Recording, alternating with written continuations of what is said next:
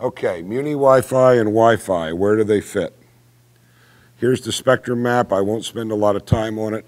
Most of the activity in the US right now is happening in the 2 gigahertz band right here, and there's some other things happening up in the 5 gigahertz, but this is essentially where all the activity is for Muni Wi-Fi and Wi-Fi access points. This is where Starbucks stuff is. This is where everybody is. By the way, this is where every microwave oven in the world is. So here's the data speeds, 802.11b, 11 megabits, real speeds 5 megabits, 802.11g, 54, real speed 25. Now this is not shared, this is what one user would get, and it is shared. 802.11a, which is in a different band, at 5.8 is 25 megabits.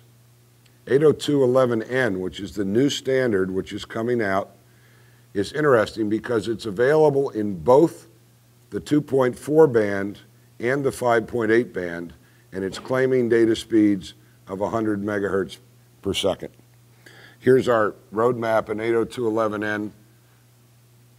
We're predicting, the standard's meant to be final. You can go to a store today and buy 802.11n, but it's pre-802.11n, and you're going to have to do a firmware upgrade when the standard is finalized.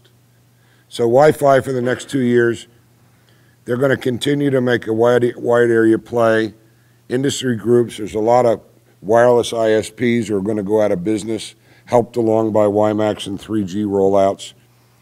Voice over IP will come of age, but not as easily and quickly as projected, because in order to make voice over IP over Wi-Fi really work, you need something called SIP and something called quality of service, QoS. Wi-Fi built into everything, including the iPod Touch. Interference even on local levels is becoming a real problem. The FCC still likes unregulated aspects of Wi-Fi. Wi-Fi industry is trying to regulate unlicensed spectrum. They've had meetings, they get together in a given city and they try to figure out who's going to do what. And then the week later, a new company comes in who's not part of the group, and they can put up anything they want. Wi-Fi ends up 2 to 3 years from now just where it started, the first 100 feet, which is where it belongs. The other thing that's happening is you get more and more free internet access all the time. Where I live, we have an area called the Mason. We have 3 cafes. We have a Starbucks, and we have 2 cafes here. The 2 cafes here offer free internet. So I'll sit in Starbucks and use the other 2 cafes' Wi-Fi instead of paying for theirs. It works. The good news is wide area networks are working to integrate Wi-Fi, and I think that can be a real win. Security and ease of use are hindering adoption. There's too many companies to sign up for. Interference raising its ugly head. Talk a little bit more about that. Metro Mesh, this is Muni Wi-Fi, is the current rage. Who knows what will happen? We'll talk about that in a minute. And Wi-Fi is one of those wireless technologies where the chip and device vendors are making money, not the operators. There are people who are making VoIP phones. There are people who are using a different technology, like T-Mobile using UMA, which is unlicensed mobile access.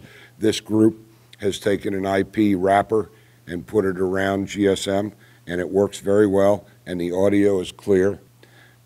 We don't know what the future for the combination VoIP phone is.